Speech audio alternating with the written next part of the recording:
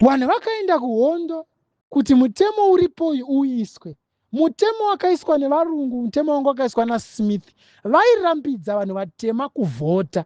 Nhasi imimi makuda kuchinja kuti muvhoterwe nevashoma sei? Ndozvikunetsera Chiwenga kuti hazviite. Hazviiti zvamuri kutaura. Pakadaro muMushora ari kudaidzira kuti pasapa kune vanhu vakafira mutemo iyoyo. Kune vanhu vakafa pasapa vakaturikidzana. Maku vakanganwa sei? Kune vamwe vakadzoka vasina vana vavo. Vana vavo vakafira kuhondo. Maku vakanganwa nhasi sei? Kuna ana baba vakadzoka vasina vakadzi. Vakadzi vavo vakafira kuhondo. Kune varume vakadzoka vasina vakadzi vavo. Kuna ana mai futi vakadzoka vasina varume vavo. Vakafira kuhondo. Kuti mutemo uripo uyu nhasi uiswe, ubviswe mutemo wanga wakaiswa nana Smith yokudzvanyira vanhu vatema. Nhasi Mnangagwa akoniwa panguva yaakapiwa kuti atonge, akuti ari kuda umwe mukana hazviti.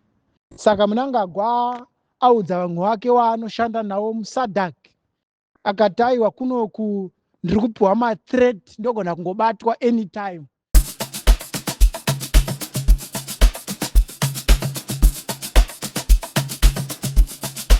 DJ Holy Vogue. Yo! You're locked into Point 5 Creative Studios, where Africa's stories aren't just told, they're produced. News, politics, entertainment films that move the continent. We bring the truth, the fire, the creativity. Your world, powered by African storytelling. Point 5 Creative Studios. Point 5 Creative Studios. Point 5 Creative Studios. Point 5 Creative Studios. Point 5 Creative Studios. Unoziva kuti patasvika nhasi ndaisafungidzira kuti tinopasvika. Patasvika nhasi apa pakanamatirwa nevazhinji kuti tipasvike. Patasvika nhasi apa taisafungidzira kuti tinogona kupasvika senyika. Asi patasvika nhasi apa panoratidza ukuru hwaMwari kuti varombo vambodyiwa vachiguta. Vacho vanokonzeresa kuti varombo vatambure vambobviswa mupawa, tombopiwa ari nani kupfuura aripo. Saka ndaisafungidzira kuti patasvika nhasi tichapasvika. Ndaisazvifungidzira makore saya vaiti vanodiwa nevanhu. Vaiti ZANU-PF ibato revanhu, ndozvavaitaura. Vaiti muzani vakabatana, asi kutaura kwatiri kuita uku taisafungidzirawo kuti kupera kweZANU-PF oro kuparara kweZANU-PF wachaita mapatsu. Iye zvino ari busy kuitirana maslogani pasinewe mubato imomo pasinewe. Uyati zvakati, uyati zvakati, varume ngatisadaro, varume ngatiwirirane imo muzani imomo. Tobva tabvunza kuti ko imimi maiti munowirirana wani? Ko maiti munotedza gwara remusangano? Ko zvamakudanzurana wani? Imagine. Kwanzi Chiwenga ari kudaidzira kuti iwe ungangova mukuru zvako pamakore asi pasimba uri mudiki. Ini ndini ndakaita kuti uwe president weZimbabwe. Dai pasina Chiwenga, dai Mnangagwa asiri president. Nhasi uno Mnangagwa onyeperwa nezvigananda kuti unodiwa nenyika yeZimbabwe. Akuda kubata Chiwenga, achifungidzira kuti anogona kukunda. Hezvo zvaramba, abatwa pahuro manje, chikafu hachichadzike. Akuudza vamwe vake vaanoshanda navo muSADC kuti handisisiri safe muZimbabwe. Nemhuri yangu hatisisiri safe. Kwanzi ndiri kunetsana naBamunini. Bamunini vari kutaurwa ndiChiwenga. Saka Mnangagwa akaudza SADC akati ndiri kuda kuti muuye mutiyananise tikwanise kuwirirana naBamunini mubato. Saka Chiwenga ari kudaidzira kuti aiwa, isu takabvisa Mugabe kuti nyika ino yeZimbabwe isatambure kusvika payasvika apa. Zvatakabvisira Mugabe zvinofana kuzadziswa. Even zvazvo takabvisa Mugabe mupawa, haana kumbobvira abata mutemo uripo achida kuuchinja. kana munhu achinge apiwa mukana wake kuti atonge, kana nguva yake ichinge yakwana yekuenda, hapana zvekunzi regai timupe mumwe mukana apedzese. Apedzese chii iyo mukana wake wekutonga wapera?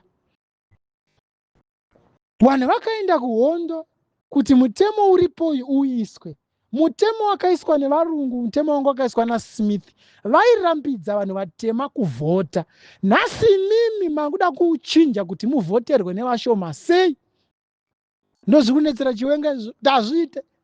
Hazviiti zvamuri kutaura.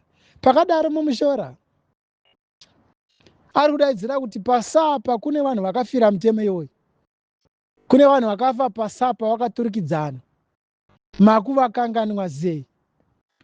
Kune vamwe vakadzoka vasina vana vavo, vana vavo vakafira kuhondo. Maku vakanganwa nhasi sei? Kuna ana baba vakadzoka vasina vakadzi, vakadzi vavo vakafira kuhondo. Kune varume vakadzoka vasina vakadzi vavo. Kuna ana mai futi vakadzoka vasina varume vavo, vakafira kuhondo. Kuti mutemo uripo uyu nhasi uiswe, ubviswe mutemo wanga wakaiswa naSmith yokudzvanyira vanhu vatema. Nhasi Mnangagwa akoniwa panguva yaakapiwa kuti atonge, akutiye ari kuda mumwe mukana, hazviiti. Saka Mnangagwa audza vamwe vake vaanoshanda navo muSADC akati aiwa kunoku ndiri kupiwa mathreat, ndogona kungobatwa anytime. Saka dai matumawo vamwe vanouya kunoku wotiyananisa inini naBamunini. Saka wemuSADC wabva wati aiwa chiregai titume Ramaphosa sezvo ndiye ari padhuze. Saka kutaura kwatiri kuita kuRamaphosa arimo muno muZimbabwe, aripo pakwekwa apo, kurunzi ataurira Chiwenga akati Bamunini ndanga chida kuti tigare pasi tinzwe kuti chii chiri kuitika mukwanise kuyanana. Saka Chiwenga ari kunzi adaidzira akati aiwa kana iri nhau yeZimbabwe haitaurirwe kufamu, handei tinoitaurira kuState House. Ndo kunofanira kuenda president. Nyaya dzenyika ino hadzitaurirwe kufamu kwemunhu, ngauye tiitaurire kunoku.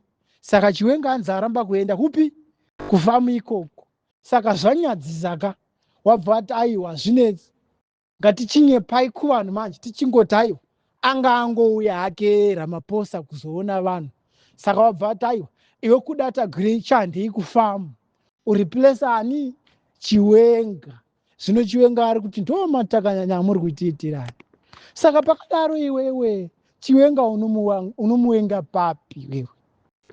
Kumbobvunza, inini ndinosapota opposition party, ndinosapota vaChamisa, ndo wandakavhotera, nanhasi ndo wandongovhotera.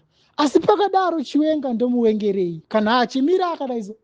Shamwari ari kurangarira wakafa kuti vakafira mutemo iwoyu wamauda imimi kubvisa nhasi. Wonze ngatimuti imhandu. Imhandu pakuita sei? Kumbobvunza, ari kutaura kuti munyika ine munhu anofanira kurarama zvakaenzana nevamwe. Mototi munhu iye imhandu? Kana ndimiyo? Ari kutaura kuti varume tisi takaenda gondo ngatigadzire nyika. Akatotiudza kuti munyika muno maani zvigananda. Tonzi munhu iye imhandu, pfekai matisheti ekuti ngaaende. Aendepi munhu iye? Muda kuti aendepi? Kumbobvunza, muda kuti aendepi? Mugabe haana kubvisirwa kunzi 2030 iuye. Vanhu havana kuudzwa izvozvo. Dai vanhu vakaudzwa panguva yedu vasina kupinda mastreet. Saka vanyangira aita sei? Yaona. Saka tangoti tikutaurira zvedu, vari kutaura zve2030 bill number 3. You are wasting your time. Wacho akaita kuti Mnangagwa ave president haasi kuda. Saka munomubunyikidza sei? Because pakarongwa kuma hamuzipo zve. Especially mapositori aya. Pakarongwa kuma mapositori anga azipa. Even pakarongwa guwa haina kurongerwa muparliament. Even zvima-MP zvese zviri kuti 2030 zvanga zvisipo pakarongwa kuba izvo. Vakazongonzi chipindai mastreet tapedza. Ndo zvinogona kungoitwa futi. Togona kungofuma futi one day zvinzi Mnangagwa tamubvisa. Munoramba muchiti kuti nekuti ndimo wana mati wekuita sei? Panguva yakaendwa kuhondo zvimasowe zvese zvanga zvisipo izvo. Makaenda nemasowe kuhondo. Mainonamata here muri kuhondo kana maita zvehondo. Isusu tiri pakutaura kuti chisiri right hachisi right. hatigoni kuramba tichingoti ngatishingirirei achagadzirisa zvinhu, ngatisei mumwe ari nani. Kana taisa mumwe ari nani tombvisa futi kana achinge atadza than kuti taurira kuti iye ari peye ngatirambei tiinaye, nekuti nhasuno kune vakutya kuenda kumajeri nekuda kwemhosva dzavakapara kubva 2017 kusvika pari nhasi. Makutiudza kuti ngatitii 2030 yekuita sei? Zimbabwe is open for business. Akazovhurwa mangana nemabhizinesi acho. Makaudzwa kuti tikukuwakirei mugwagwa, yakazovakwa migwagwa yacho. Kwakanzi tichawaka mahospitari, akazovakwa. Tichazadza mishonga muzvipatara, zvakazozadzwa. Mabasa makamavhurirwa imi. 2023 kwakanzi kune free education, yakazoveko. MaZimbabweans mangana ari kutambura kunze kwenyika uko, iro riri Zimbabwe rakangonyarara. Kusvika rini?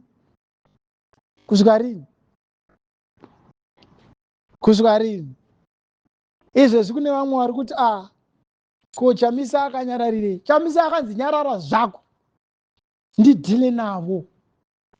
Chamisa akatonzi iwewe nyarara zvako, uri kuziva kuti uriko, nyarara ndidhile naye uyu, ndini ndakamuisa, mira ndidhile naye. Vachamisa vada kuanaunza new political party muzunu vakanzi mbomira izvozvo. Vajaira kuti iwewe ukasimudza musoro even nango mukapinda mumastreet hazvishandi, vanoti ndimi makonzeresa mhirizhonga, munopera kusungwa. Imimi nyararai, pakai ndipedzerane naye. Tipedzerane naye. Zveshuwa munanga gwakadzipwa dzi. Apa bude apa. Sita kutongoziva kuti Mwari variko. Nyika ino yeZimbabwe inonaka vachida vasingadi. Vaive vemberi vachava veshure. Vazhinji vacho vachamhanya. Izvo tozviziva. Saka takanyarara zviri kudai.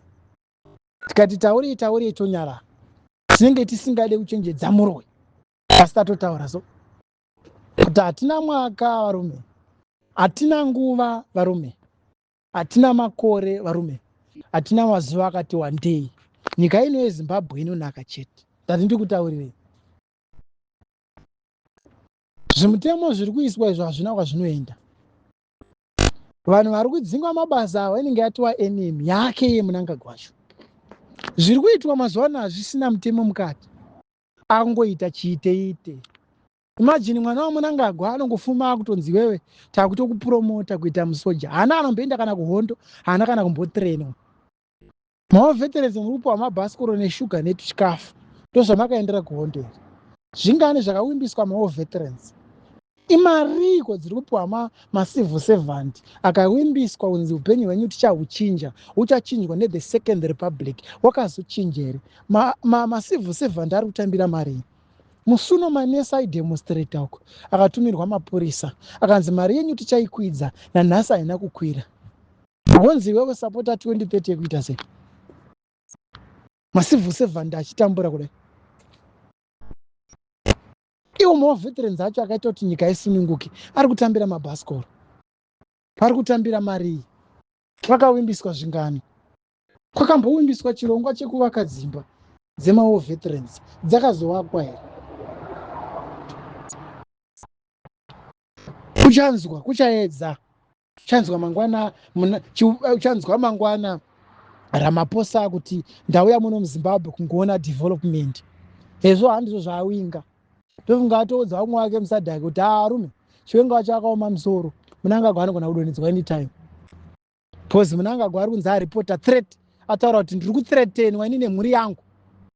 Tiri kunetsana naBamunini. Bamunini vari kuti hazvichaiti zvauri kutaura. Saka ngatiyananiswe. Iwo Bamunini ane nharo. Zatamba naChiwenga. Chiwenga akaudza Chamisa akati resigna kubato kwako kwashata. Chiwenga chakaudza Chamisa akati resigna kubato kwako kwashata. Kuna ningi vaiswa ikoko. Iwe resigna. Rega vaite take over sipambera apo tichazvibata. Siya zvakadaro. Chiwenga akati ndakwanyenza political parties kanzi iwe ibomira. Mira wakadaro. Usavhure.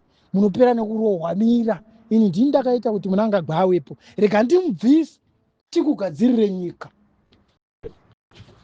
Vanhu vofunga kuti tikuita zvekutamba. Mwana takanyara kudai sokutengiza zvakawanda. Isu tamirira hurumende itsva. Isu tiringoda transitional government. Chete transitional government. Kana Chiwenga wacho ati iye anoita take over kusvika pa2028 election apo, we don't care. Topedzerana muelection ya 2028 awina ngaatonge nyika. Kana muZANU-PF vati vachaisa Chiwenga as a candidate election ya 2028, we don't care as a political party. Tomisira mukomana apo. We don't care. Isu toda kuti munhu ane win election ndiye ngaatonge nyika. Kwete anoba election ka free and fair. We need free and fair election. Vanhu ngavabvumidzwe kuvhotera president, kwete zvida kuitwa zvimutemo zvinone basa rese. Bamuninira mbai makaoma muzoro. Senyika yeZimbabwe totoshati Chiwenga tomupei. Gara mbakaoma musoro boza nda kuonererwa straight.